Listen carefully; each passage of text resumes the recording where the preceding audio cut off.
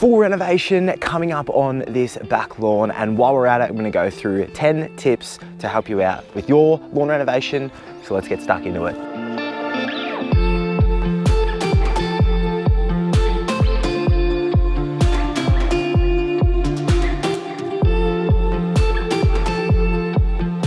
Yes, g'day and welcome to a new video. Smashing out the renos this season. So my last two videos was doing the buffalo and then the iron cutter, the new turf on the front lawn. And now today, starting off the process of getting stuck into this back lawn. This is kikuyu, so for a lot of people, unless you've laid turf, it's likely the native grass type that you have at your place, and it can be an absolutely beautiful grass when maintained nicely. So yeah, ripping into a renovation on it, really pumped for this. Now regular viewers will know that I was sort of tossing up as to whether to do a reno or not out here, but look, in the end, tip number one is just do it. Get a renovation done on your lawn, especially if you've gone to the effort of watching YouTube videos of lawn renovations. You probably want to maintain your lawn to a pretty good standard. Kikuyu, cooch varieties, they just get so thick so quickly when they start growing aggressively in the spring and summer weather. So getting in there, it doesn't have to be a full renovation. It could be a partial renovation of only scalping or just scalping and scarifying. For me, yeah, doing the whole scalp, scarify, aerate and top dress this time around. Could have gone without it, but yeah, in the end, I'm going for it. I'm really looking forward to it.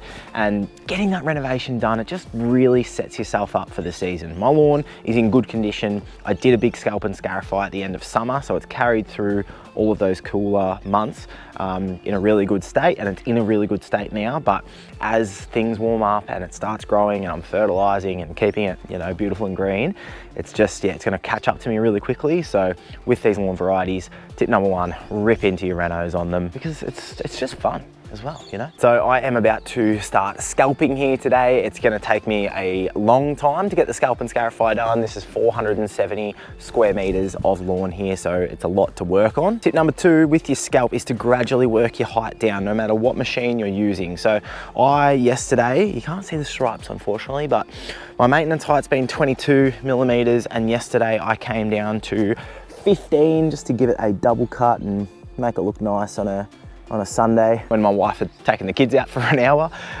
So I'm gonna go to 12 mil now, and then probably to 10 and probably to 8, and then I'll scarify. But either way, I'm gonna get the mow master there set to 12 mil. I've tried different machines on this back lawn, different rotary mowers and things like that, and in the end, this is the most efficient for me, this larger machine. Very fortunate to be able to have this. It's just a thing with the other machines of being effective, but if it just takes me 20% longer to use a different machine, that could be an extra 2 hours, 3 hours on this back lawn. So every minute matters. So yeah, I'll talk you through after this scalp, how I've gone with it, where we're at, and then we'll go into scarifying.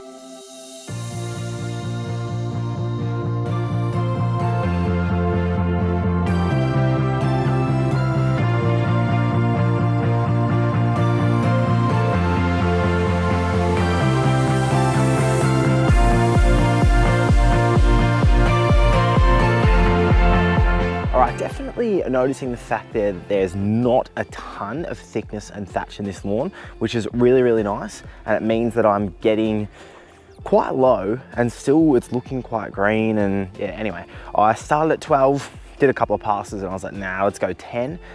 So yeah, previously I've had to do maybe a double cut at 12, double cut at 10, double cut at 8 at times when it's really thick.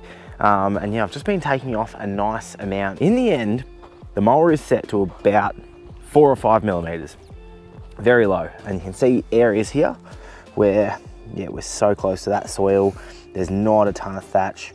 What we've got here is this layering of these stolons all throughout, and there's sections here where it definitely has cut in because there is additional thickness.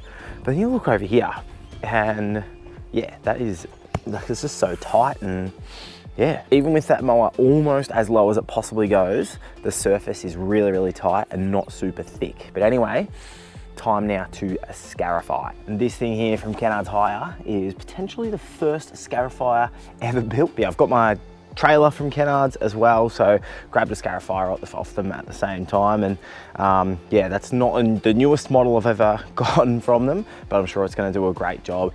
And at this stage with this surface that's really, really tight, and you got to remember as well that I've been maintaining this lawn to a really high standard for about 3 years now. So going super low and it's really tight. It is quite level out here. So I'm not getting those highs and lows as much, so really scalp in. It's not really overgrown. So, but again, back to point one, it's just gonna set me up for a great season. And so tip number 3 here is do not be worried about taking your kaiku and your cooch too low. So I get messages, see posts, things like that from people time to time. Oh, have I gone too hard? On the screen here, you can see when I did my buffalo area and I dug out all the soil with an excavator about that deep. I fertilized it. And then a couple of weeks later, these little shoots of kaiku coming back up and through, which was the plan. And it's a good way to really make sure you've done a good job if you're replacing a lawn variety in the way that I was doing, to then spray it again, all those little bits that were coming through from that underground root system. But it runs so deep and will just replenish new lawn that do not stress about scalping and scarifying too low on kikes and cooches. Tip number 4 is to consider microclimates. I touched on this a few videos ago, but essentially along this back fence line, I'm not really touching it too much in terms of a scalp and a scarify. It has spent about 3 months over winter in full shade. Tons of weeds have moved in. It's nearly, or it's just past midday and it's starting to get sun. So from this point on, it's gonna start getting 4, 5, 6 hours of sun per day. It's particularly a concern with your little areas that are a bit shadier at the end of the season, late summer, early autumn renovations, to really leave them alone. But for me in this reno as well, let this area fill back in. There's no real point at this stage to be scalping and scarifying nothing. And now before I start this scarify, tip number 5, plan your waste removal in advance. So I get obviously tons and tons of clippings with my size of my back lawn. On a well-maintained lawn, you're looking at about 1 cubic meter per 100 square meters, which is about 8 green waste bins. So whether you borrow a couple of neighbors' bins, make a pile in a shady part of your yard, someone made that point in the comments section once, don't leave it out in the sun because it could actually really heat up and cause fires. So yeah, put it in somewhere shady if you can make a pile and get rid of it slowly into your green waste bin over the next couple of months or whatever. You know, someone with a farm where you can dump it. For me, this will just go get dumped at the tip. Used to take it out the back fence. Got a letter from the council. Damn it. Yeah, especially the larger your lawn gets. Plan for that, how you're gonna get rid of all of the waste. Now, time to hopefully get this a lot browner. Far out, looks good. Let's get stuck in with this scarifier, rip up that thatch. Not that there's a ton, but let's rip it up. Keep rolling on here.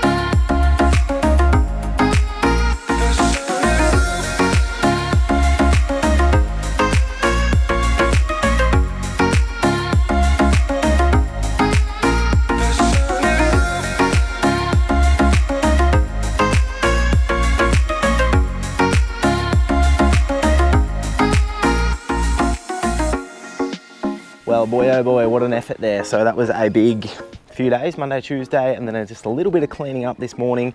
That Mowmaster has worked incredibly hard. You can see the result here, and with Kaiku, yeah, this is absolutely no problems, this dirt here.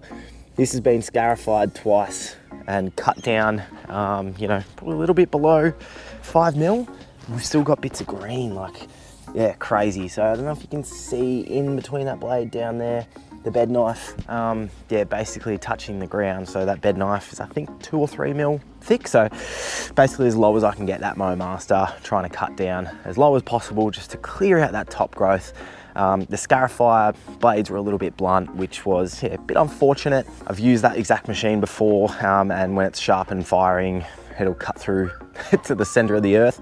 But yeah, it was just kind of, when I was setting it too low, it was hitting the ground and just stopping and not actually moving. So yeah, anyway, I'll let the team know when I drop it back off, so it can be tuned up for the next person. Having to go backwards and forwards there, yeah, the first Scarify took me about 2 hours. So not ideal when you just want to be able to walk across it in one go. But yeah, as promised, it's always a massive job doing this, and really happy with that result. And so then as we move into aerating, and that is tip number 6. If you're doing a lawn renovation and you can include aerating in there, absolutely one of the best things you can do. So whether you use a machine like I am here, whether you use a manual aerating sort of rake like I did on my buffalo lawn, whether you just get your stock standard garden pitchfork and punch some holes, again, even if it's just in your highest traffic areas, those spots that are right near a doorway or out the front of your shed or whatever it may be,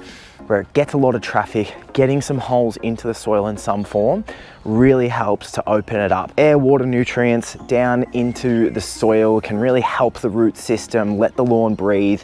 And if you are top dressing at the next step, to be able to improve your soil, whether you want to make it sandier for drainage or you want to improve it with compost, yeah, definitely number 6, aerate in any way you can, because it's so beneficial. And so it is 5 days since finishing that scalp and Scarify, so we are getting some really nice regrowth through here. We have pulled out some nice plugs with that aeration, and you can see in there some of the sandiness from what I've top dressed with over the years. But once these cores have been picked up and I've gone over it one more time just to really get best bang for buck while that machine is here, I said next step top dressing, but next step's actually products, and that is something I get asked a lot.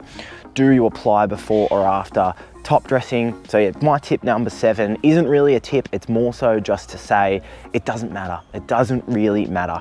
I generally prefer to apply my products, and I will today, hopefully, because I keep getting showers come across, got to do school and kinder pick up later, so we'll take this machine back and get the top dresser for tomorrow, so we'll see how we go. But I do just like the idea of getting the product out onto the soil, give it a good water, get it down into those aeration holes as well. When I come across and I'm walking over it and top dressing, some of the material is going to move around. Yeah, I think there's definitely pros and cons to before and after top dressing. I could talk about it for another 2 minutes, but really, do whatever you prefer. I generally don't like putting footprints in my freshly leveled turf, even though I did it on the front only a couple of weeks ago and in the last video. But yeah, my Dominate granular fertilizer for a good kick of nitrogen going out, as well as wetting agent to help with water absorption in the recovery process. 2 fantastic products to get out at this renovation time to get it feeding and kicking into gear in this recovery process. And so before we keep rolling, I just want to do a quick shout out for my lawn renovation guide. A couple of years back, I worked really hard on this guide. I got feedback. It's about 32 pages, which might sound like a lot, but it's not too, heavy in terms of writing, but in there, every single step of the process, scalp, Scarify, different considerations for if it's buffalo grass, talking about timing for your climates, considering your waste management, like the tips that are in this video, they're in that guide, plus so many more. So if you are interested, if you're getting started in your lawn renovation, lawn care journey, that will be linked in the description, and it's a guide that I'm super proud of because I think it is extremely comprehensive in helping you with your lawn renovations. So before we get into top dressing tomorrow, something that you might want to check out. Okay, well that was a little bit confusing there because what I was saying wasn't lining up to what was being overlaid in terms of top dressing and product application. So in the end, I ran out of time yesterday afternoon, and then last night we spent an emergency after a incident with the 4 and 6 year old play fighting. So 4-year-old is all good, x-rays are all clear, and everyone is just a bit tired today. The day's thrown a bit out of whack. I need to get this top dresser back to Kennard's because it's got to go to the other side of the city tomorrow, so I just need to get through as much as I can with the time I have remaining today. Absolutely stunning day. But tip number 8 that we're gonna go into is choosing the right top dress. One of my recent videos was about this topic. It's one of my best videos. I think I'm pretty happy with it, and it's a question that so many people have, and they don't want to choose the wrong sand, or do I use soil, or what should I use? I think in general, to summarize, I think sandy loam, especially your first ever top dress on your lawn, should be a sandy loam if you've got big divots to fill. And then from there, it's about assessing your conditions to keep that one video pretty concise. If you've got really poor soil, use something super organic, a compost, something like that. If your priority is on leveling, then something like a nice washed sand that has a good mixture of coarse and fine particles. Something, a little test you want to look for is it'll sort of hold together in your hand but then crumble up. You don't want something ultra fine or ultra coarse. But yeah, improve your soil with a sandy loam or an organic type of compost. Leveling, drainage, if you're wanting to get a really, laser cylinder mow, washed sand is the go for that. Kids were definitely having fun out here yesterday afternoon. And tip number 9 is about how much to order. So the typical advice you see everywhere is 1 cubic meter per 100 square meters is the volume to top dress. I feel like it's a bit over. It's probably a little bit too much in most circumstances. On my bumpy iron cutter, 1 cube per 100 was about bang on. First couple of top dresses on my back lawn, and even if it is Kikuyu and Coochie, you can really bury it. And if you need that, then that volume, then that's fine. But generally, for a lot of the time, I feel like half a cube per 100 or so is a good amount to fill in your gaps. And even just if you've got a lawn the size of my back lawn, but you just order a nice little half a cubic meter, top up your main little low spots, you don't have to go out and do the entire lawn. So by all means, if you want to hit it really hard, first top dress, 1 cube per 100. What I've got here is 3 cubes for 450 square meters. What does that work out? About 0.6, 0.7 of a cube per 100. So that for me today is going to be spot on to fill in my core holes, continue to improve levels and drainage, although I'm getting to a point now where my back lawn is pretty bang on. And with that, let's get as much of this sand spread as possible. I've been working on myself. I really try my best to change, but sometimes in a love fade, right? Maybe we should stay in bed, pretend that everything's the same, just a little play pretend, right? But baby, we're changing, we can't really help it. We might just enjoy it now. We said forever, forever means nothing if we don't give it all we got. We can cry when it's over. We can cry when it's over.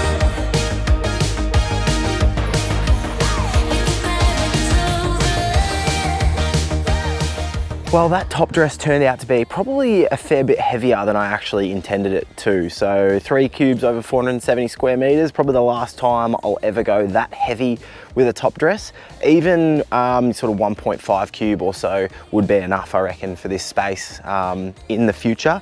But really happy with how it turned out. In the end, I pushed myself and I just got the top dress and the level done. I'm not super happy with it. I've still got a big patch sort of here that, there's a couple of spots I'm about to fix up. And then yesterday, from first thing in the morning, it absolutely bucketed down. So finally now, today is day 11 after I started the scalp, and I'm just about to apply the products that you watched me do earlier in the video. So finally they're going to go down. It's been a pretty hectic time, and it's amazing how much the top dress has settled just in the last 2 days since I finished the top dress, and with all of that rain. So 15 mil it was yesterday, and yeah, really nice to see. Obviously the regrowth started from 8 days ago when I finished actually cutting it back. And yeah, no liquid fertilizer on here for about 5 or 6 weeks, and no granular fertilizer for about 6 months. So, and it still hasn't really even warmed up properly and been a nice spring yet. So rebounding already really well. And so tip number 10, the last one for the video, is about watering. And the key with it is to be adaptable. If anyone tells you you need to do exactly 10 minutes 3 times a day, 5 minutes 4 times a day, whatever, I think that's probably pretty bad advice, because especially in Victoria, we do get really fluctuating weather. It looks like next week, Monday is going to be like 15 or something, and Thursday is going to be 27 or 28. So yeah, it's just the way things fluctuate. Maybe if you're in a climate where it is really consistent, like some of those places further north of here, where it's like this instead of like this, but based on rainfall, based on temperatures, based on wind, cloud cover, a little bit of sun for the first time today, that's nice. But yeah, basically after I give my products a big deep water in today, and this doesn't need water after 15 mils of rain yesterday, a day of 17 degrees where it's been mostly cloudy. Actually, the next 6 or so days, we don't have any days over 20 as well. So even my buffalo and iron cutter renovations, I've only been doing 3 or 4 minutes twice a day, and that's been plenty in the weather that we've been having, and they are bouncing back and recovering really, really well. So to give you some numbers, I would say if you're in mild temperatures, go for maybe 4 or 5 minutes twice a day, morning and lunchtime. If you are renovating in summer and it's quite hot, and you do have irrigation that you can set, I'd be looking at even like 6 a.m, 10 a.m, 1 p.m, 4 p.m, something like that, 4 times a day for maybe 4 or 5 minutes. It really just depends on the time. And if you're finding that it's drying out, give it more water. And if you're finding that you go to water again and your top dress is still damp, skip that water. It's good until you just want to keep that layer of top dress at the top slightly damp. So after today, I'll probably water this again in maybe 3 or 4 days. And that will be the first time, apart from watering in these products, that I've actually used irrigation in this entire renovation process. 0 irrigation in the last 11 days. And there you go, another epic renovation. Renovating such a massive yard, it's definitely a big effort, especially when you throw in trips to emergency, you throw in the weather, recording it all. Yeah, big edit this one as well. I've been editing a bit as we go, and it's definitely a big effort as well. So yeah, if you can like and comment and all that sort of stuff, it all apparently does really help and is appreciated. Hope you've enjoyed the video, hope you've gotten something out of it. Looking forward to getting some stripes on here this season. It's gonna be a good one. But yeah, thanks so much for watching. See you in the next one. Cheers. We can cry when it's over.